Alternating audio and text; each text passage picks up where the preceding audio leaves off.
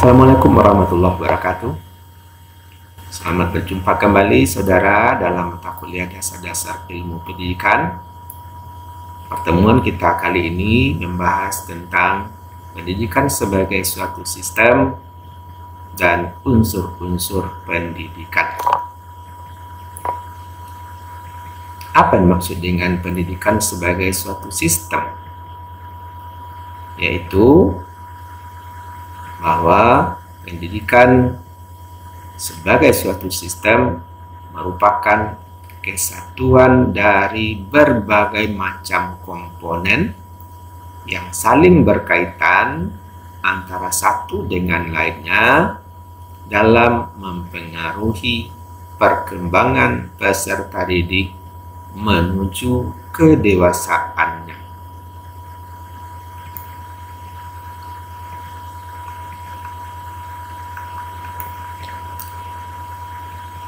Pendidikan sebagai suatu sistem memiliki beberapa unsur yang saling berkaitan, yang saling mempengaruhi. Unsur tersebut sekurang-kurangnya ada 6 macam, yaitu pertama peserta didik, yang kedua pendidik, yang ketiga tujuan pendidikan, yang keempat materi atau isi pendidikan, yang kelima metode atau alat pendidikan, yang keenam lingkungan pendidikan. Keenam unsur ini perlu kita bahas, kita dalami sebagai seorang pendidik. Unsur pertama adalah peserta didik. Peserta didik yang kita didik di sekolah memiliki beberapa ciri utama, yaitu pertama, bahwa peserta didik merupakan individu yang memiliki potensi fisik dan psikis yang khas, yang unik. Satu kelas anak didik memiliki perbedaan, memiliki kekhasan masing-masing. Oleh sebab itu kita harus memberikan kesempatan kepada masing-masing anak untuk berkembang menurut keadaan masing-masingnya itu. Yang kedua, peserta didik merupakan individu yang sedang dalam perkembangan. Peserta didik di sekolah bukanlah orang dewasa yang bertubuh kecil, tapi adalah siswa. Peserta didik merupakan anak yang sedang dalam perkembangan. Karena sedang dalam perkembangan, maka yang ketiga cirinya adalah bahwa peserta didik itu membutuhkan bimbingan dan perlakuan yang manusiawi. Peserta didik dalam perkembangannya butuh bimbingan, butuh perlakuan, tetapi bimbingan yang sesuai dengan harkat dan martabat kemanusiaan.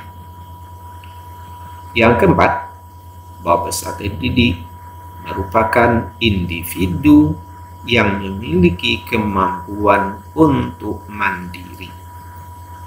Kita membimbing, mengkondisikan supaya terjadi proses pembelajaran agar peserta didik mencapai kemandirian.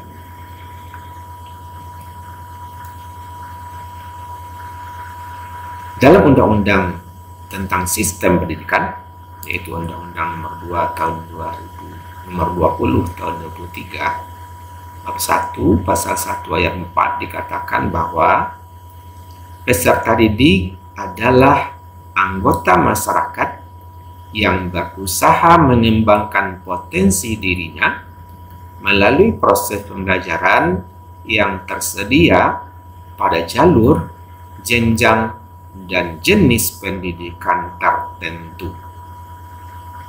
Maka tugas kita dimanapun kita melaksanakan pendidikan itu untuk membantu mengembangkan potensi dari peserta didik tersebut. Unsur yang kedua, pendidik. Pendidik adalah orang yang bertanggung jawab terhadap pelaksanaan pendidikan. Tentu sasarannya adalah peserta didik agar menjadi dewasa, mencapai kedewasaannya. Pendidik secara umum bisa kita kelompokkan pada dua macam. Yang pertama disebut dengan pendidik karena kodrat, yaitu semua orang tua. Ya, secara umum semua manusia itu adalah pendidik. Orang tua bertanggung jawab terhadap pendidikan anaknya sesuai dengan kemampuan orang tua dalam mendidik anaknya. Yang kedua, pendidik karena jabatan, karena profesi. Itu kita sebagai pendidik, guru, yaitu orang yang diberi tugas untuk mendidik di lembaga pendidikan. Pendidik sebagai kodrat terbatas kemampuannya untuk mendidik. Tapi pendidik karena profesi, dia harus mempunyai kemampuan karena diberi tugas, sudah dididik di lembaga pendidikan, dapat tugas untuk mendidik, maka dia harus memiliki kemampuan yang khusus untuk seorang pendidik. Dalam Undang-Undang Nomor 20 Tahun 2023 Bab 11 Pasal 39 ayat 1 dikatakan bahwa pendidik merupakan tenaga profesional yang bertugas merencanakan dan melaksanakan proses pembelajaran, menilai hasil pembelajaran, melakukan pembimbingan dan pelatihan, serta melakukan penelitian dan pengabdian kepada masyarakat bagi pendidik pendidikan tinggi. Maka seorang pendidik menurut Undang-Undang tentang Sistem Pendidikan Pasal 40 ayat 2, pendidik dan tenaga kependidikan punya kewajiban. Pertama, menciptakan suasana pendidikan yang bermakna, menyenangkan, kreatif, dinamis, dan logis. Yang kedua, mempunyai komitmen secara profesional untuk meningkatkan mutu pendidikan. Yang ketiga, memberikan teladan dan menjaga nama baik lembaga, profesi, dan kedudukan sesuai dengan kepercayaan yang diberikan kepadanya.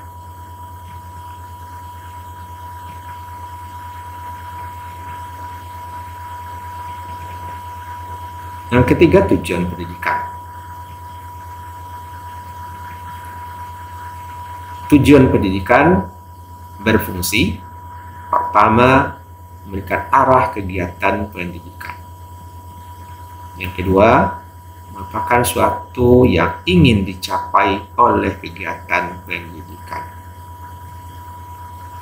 Tujuan pendidikan secara hierarki bisa kita lihat dari yang sangat umum, yaitu tujuan pendidikan nasional, kemudian dikembangkan menjadi tujuan institusional, tujuan dari suatu lembaga, kemudian tujuan kurikuler yang akan dicapai oleh setiap mata pelajaran, dan tujuan pembelajaran dalam bentuk kegiatan pembelajaran yang dilaksanakan.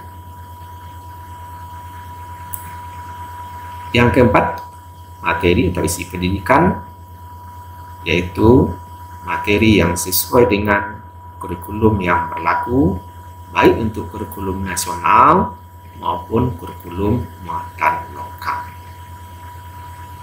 Yang kelima, unsur pendidikan itu berkaitan dengan metode dan alat pendidikan. Metode, cara yang akan dilakukan dalam proses pendidikan, hendaknya dipilih sesuai dengan kondisi peserta didik, sesuai dengan materi dan kemampuan pendidiknya sendiri. Sedangkan alat pendidikan dapat berupa benda atau media ataupun berupa siasat atau psikologis. Alat pendidikan yang bersifat psikologis itu ada dua macam. Yang pertama disebut dengan berbentuk preventif, mencegah terjadinya yang negatif dan mendorong yang positif. Yang kedua, kuratif, bermaksud untuk memperbaiki yang negatif dan menguatkan yang positif. Yang keenam, lingkungan merupakan faktor yang mempengaruhi proses pendidikan yang dilakukan. Lingkungan pendidikan terdiri dari lingkungan keluarga, lingkungan sekolah, dan lingkungan masyarakat. Demikian poin-poin pokok dari materi kita. Silakan saudara dalami, diskusikan, baca sumber-sumber yang relevan. Mudah-mudahan saudara dapat menguasai yang berkaitan dengan pendidikan sebagai suatu sistem dan unsur-unsur pendidikan. Terima kasih. Assalamualaikum warahmatullahi wabarakatuh.